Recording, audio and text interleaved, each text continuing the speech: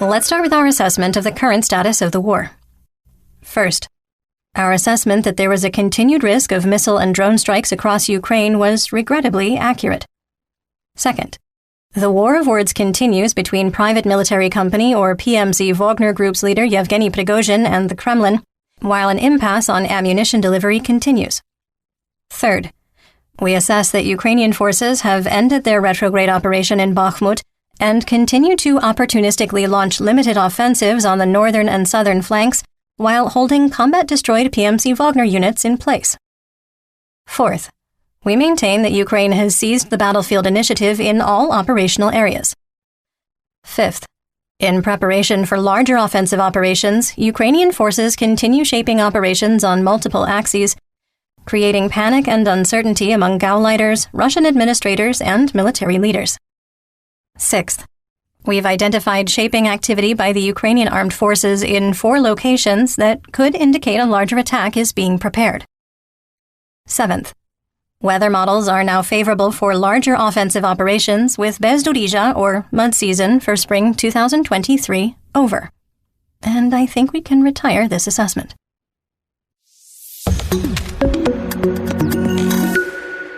Let's get some regional updates, starting with Kharkiv. In the Kupiansk operational area, the Russian Ministry of Defense, or MOD, reported that Ukrainian surveillance, reconnaissance, and sabotage, or DRG units, were operating near Kotlyarivka. Russian reports of large Ukrainian tank formations on the border of Belgorod were false, but were enough to create alarm among residents in the Belgorod and Kursk regions. Local officials and the Russian MOD were forced to issue statements denying the claim by unaffiliated Russian state media propagandists and mill bloggers. Russian occupation officials have called on civilians to evacuate the entirety of the occupied territory, that's approximately 30 villages and towns, due to ongoing Ukrainian shelling. Russian forces still occupied approximately 1.4% of the Kharkiv Oblast, enabling Russian forces to maintain partial fire control over the Ukrainian wet crossing at Dvorichna and Kupiansk. While the area is small, a Russian withdrawal to the Kharkiv-Luhansk administrative border would put the Russian P-66 highway ground line of communication, called a GLOC, that is a supply line, and the logistics hub at Troitske into artillery range. Moving on to the Donbas region in Luhansk. In the Kremina operational area, multiple Russian sources reported positional fighting on the western edge of the Kremina forests with no change in the situation. The General Staff of the Armed Forces of Ukraine, or GSAFU, reported a Russian attempt to advance through the Serebryansky woods failed, while the Russian MOD reported an attack by a Ukrainian DRG unit in the area of Dibrova was repulsed. Russian mercenary mill blogger Wargonzo claimed a Russian attack from the, quote, side of Kuzmine was unsuccessful. In occupied Luhansk, the so-called Luhansk People's Republic, or LNR, Joint Center for Control and Coordination, or JCCC, reported that the Polypack factory in the city of Luhansk was hit by 2 Ukrainian cruise missiles, destroying the facility. Russian State Duma Deputy Viktor Vodolatsky was lightly wounded by flying debris or shrapnel while making a video outside of the Polypack plant. It was reportedly a repair facility for Russian military equipment, with the Russian MOD and LNR officials claiming the site was empty. Russian state media and social media users shared 2 pictures of the remains of ADM-160B miniature air-launched decoy, or MALD, missiles that were used as part of the attack. The ADM-160B MALD is a programmable decoy that can create the radar signatures of any aircraft or cruise missile that not only clutter air defense radar but behave in a realistic way. In an airstrike or cruise missile attack, the MALD would be launched ahead of the attacking force. The provision of the decoy missiles was not previously announced. In the past, the decoys could only be launched by the B-52 strategic bomber and the F-16 multi-role fighter aircraft, indicating that a solution to launch ADM-160Bs from Soviet-era aircraft in the Ukrainian arsenal was created. According to Russian officials at the time of recording, another cruise missile struck occupied Yuvaleyne, a Luhansk suburb, heavily damaging the Luhansk Academy of Internal Affairs. The site has housed and trained Russian troops since 2015.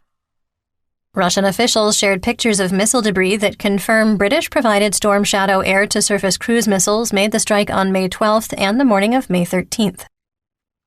Russian mill blogger Alexander Sasha Kots lamented after the second missile strike, quote, "The enemy began to methodically knock out objects in the far rear."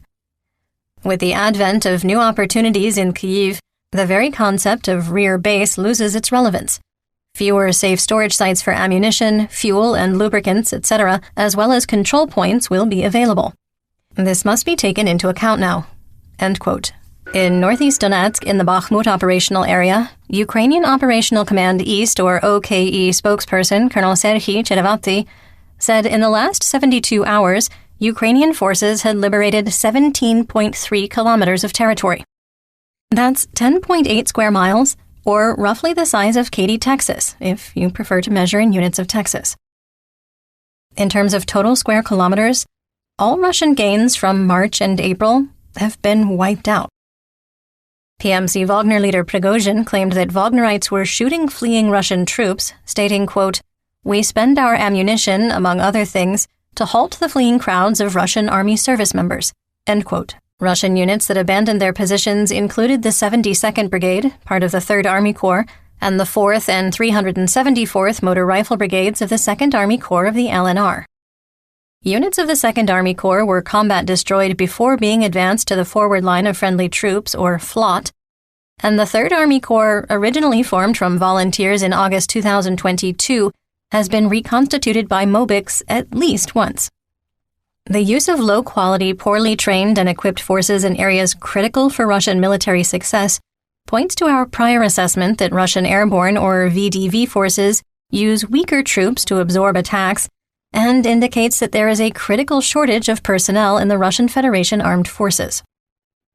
The Russian MOD said Russian forces conducted 64 fire missions, and Army Aviation and Air Force, or VKS, carried out 10 close air support sorties.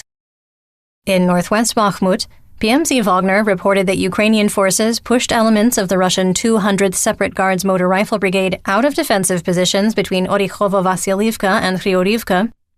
Based on this report, we moved the line of conflict west, marking a forested area southeast of Orikhovo-Vasylivka as under Ukrainian control.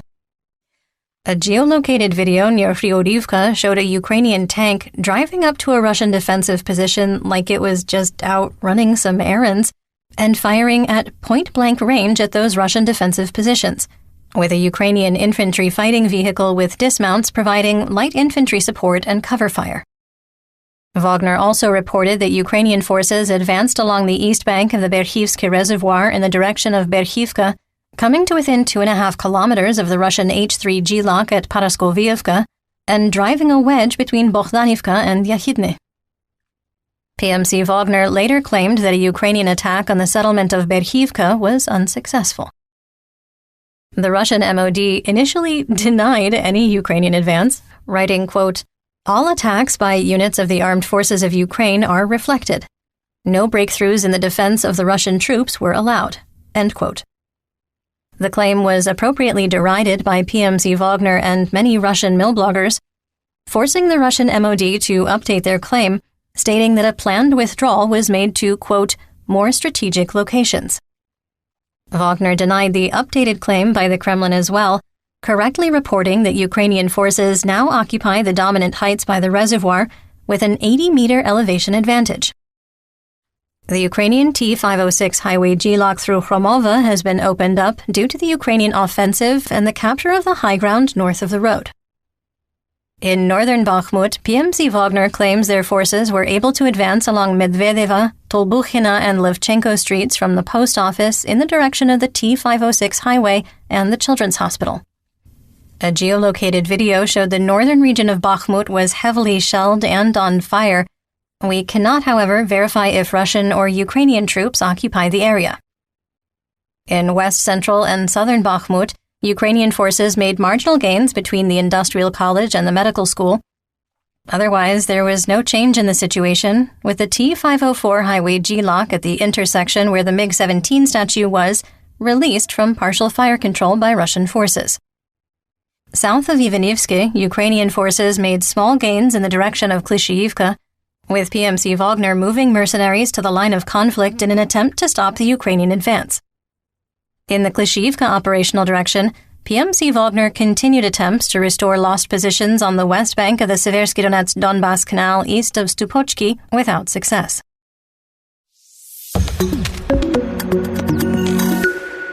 In southwest Donetsk, in the Avdiivka operational area west of Krutabalka, the Russian First Army Corps was able to advance to the H-20 highway in the direction of Avdiivka and recaptured the water treatment plant. Russian forces occupying a defensive position at the H-20 highway and Ordzhonikidze Street junction in Kashtanova came under fire by Ukrainian troops. In the Marinka operational area, fighting for Marinka continued with no change in the situation. In the Vuhledar operational area, Russian forces made yet another attempt to advance toward Novomikhailivka from the east and were yet again unsuccessful. Moving on to Zaporizhzhia. Russian forces executed 82 fire missions, 2 airstrikes, and 3 drone attacks along the line of conflict. In the city of Zaporizhzhia, the Khortytsk National Academy was heavily damaged after being struck by Shahed 136 kamikaze drones. There was finally another update on the status of the Zaporizhzhia nuclear power plant, or ZNPP, and it was fine, I guess. International Atomic Energy Agency, or IAEA, Director General Rafael Grossi reported that the ZNPP still has enough essential staff for its current reduced level of operations, but the continued lack of maintenance personnel on site could negatively impact nuclear safety and security and is not sustainable. IAEA inspectors at ZNPP confirmed that voluntary evacuations were occurring in Enerhodar. It is reported that there were fewer employees at the plant during the week of May 6th, but Russian officials claim this was due to the recent holidays and, quote, the current situation in the region, end quote. Rosatom officials remain uncooperative with IAEA inspectors, have not restored the 330 kilovolt backup line from the Zaporizhzhia thermal power plant, and did not fulfill their promise to let the IAEA inspect the switchyard to see the technical issues and work progress. The IAEA expressed concern about the depth of the Kakhovka Reservoir, currently at 17.07 meters and just under a record set earlier in the week. Officials believe the reservoir will peak at 19.6 meters. With ZNPP at an elevation of 22 meters, there is no threat to the plant. Although not named by Russian officials, Russian collaborator Oleh Ryabchuk, the acting deputy minister of Construction, Architecture, and Utilities, was badly injured when an IED placed in a trash can near his home in Melitopol exploded.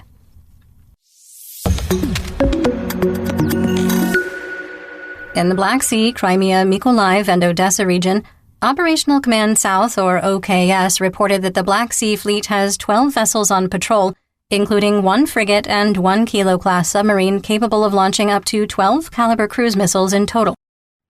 According to Russian reports, a Russian Mi-28 helicopter crashed in occupied Svitla in Crimea due to a, quote, technical failure, killing the crew. A commission of the High Command of the Aerospace Forces has been sent to the crash site to investigate. In Mykolaiv, 2 Shahed 136 kamikaze drones struck a 5-story apartment building and a 2-story industrial building in the city, causing significant damage and fires, wounding 3 civilians. In western and central Ukraine, Russian forces carried out 88 fire missions, firing 445 artillery rounds, mortars, Grad rockets, indirect tank fire, and drone-delivered IEDs, bombs, and rockets. The city of Kherson was struck 15 times with 49 munitions, targeting the ship district.